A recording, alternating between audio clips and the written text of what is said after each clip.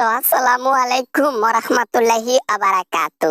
আমি সিঙ্গার মমতাজ বলতেছিলাম ১৪ শেখের ভিতর থেকে। আপনি কে বলছেন? দয়া করে পরিচয় দিয়ে কথা বলুন। আরে মমতাজ, আমাকে চিনতে পারলি না? আরে আমি হচ্ছে শামীম ওসমান।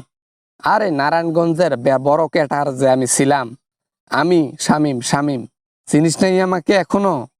ও শামীম ভাই, আপনি ফোন করছেন? ওরে আল্লাহ রে, অনেক দিন পর কথা বলতেছি। জীবনটা শেষ আমার শামীম ভাই।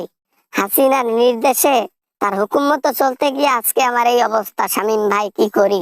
কোন রকমে দেশ থেকে পালাইয়া গিয়া সৌদিতে বসবাস করতেছি। লম্বা লম্বা দাড়ি আর মোছ রেখেছি যাতে কেউ চিনতে না পারে। এখন ছদ্মবেশে সৌদিতে ঘুরতেছি। আমিও খুব প্যারায় আছি রে বোন, কি করি? শামীম ভাই, এটা কিন্তু ঠিক কইছেন। আমার কথা সেইটা না। আমাদের নেত্রী আমাদের জন্য যা করলো তা কখনোই ভোলার মতো নয়। শেষমেশ আমাদেরকে ফাঁসাই দিয়া নিজে এখন মোদির সাথে এনজয় করতেছে। কি করবা বলো? ও হলো গিরগিটি, জানো? ও স্বার্থের জন্য সবকিছু করে। আমি তো নিজের ইচ্ছায় কোনো রকমে দেশ থেকে পালিয়ে যেতে পেরেছি।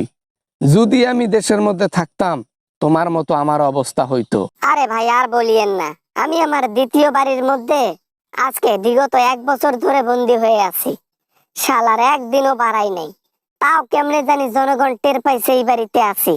অমনি প্রশাসনকে ফোন দিছে, একেবারে আমাকে তুলে নিয়ে গিয়ে এখন রিমান্ডের মধ্যে ডিম দিচ্ছে পিছন দিয়ে।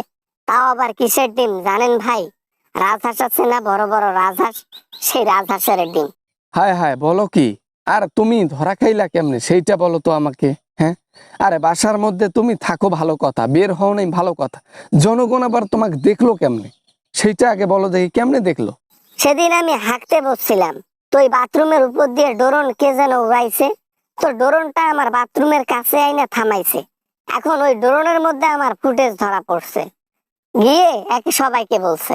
কি বলো? তোমার বাথরুমে খোলামেলা আছে নাকি যে উপর থেকে ড্রোন ধরলো আর তোমার বাথরুমে সবকিছু দেখতে পারলো, তোমাকে চিনে ফেললো? আচ্ছা, বুঝলাম। তারপর কি হলো? তারপর আর কি, সেই ড্রোনের মধ্যে ফুটেজ ধরা পইরা প্রশাসনকে খবর দিল জনগণরা। আমি তো ছুটকে মুচকে সব গোছাইতে ধরছি যে পালাই যাব, কোনো এক জায়গায় গিয়ে বসে আমি থাকবো, কোনো জায়গায় বের হব না। ওমা, পালাবো কেমনে? দেখি দরজার মধ্যে পুলিশ দাঁড়িয়ে আছে। আমি আবার পুলিশ দেখে প্যান্ট ট্যান্ট সব নষ্ট করে ফেলাইছি। বলো কি? ওরে বাপ রে বাপ, কি বলো? ওরে আল্লাহ, জীবনটা ধ্বংস হয়ে গেল না? হ্যাঁ, টাকা পয়সা যা কামাইলা সব কিছু এখন জনগণের হাতে চলে গেল। এখন কি করবা বলো? বলার আর করার কিচ্ছু নাই, কিচ্ছু নাই।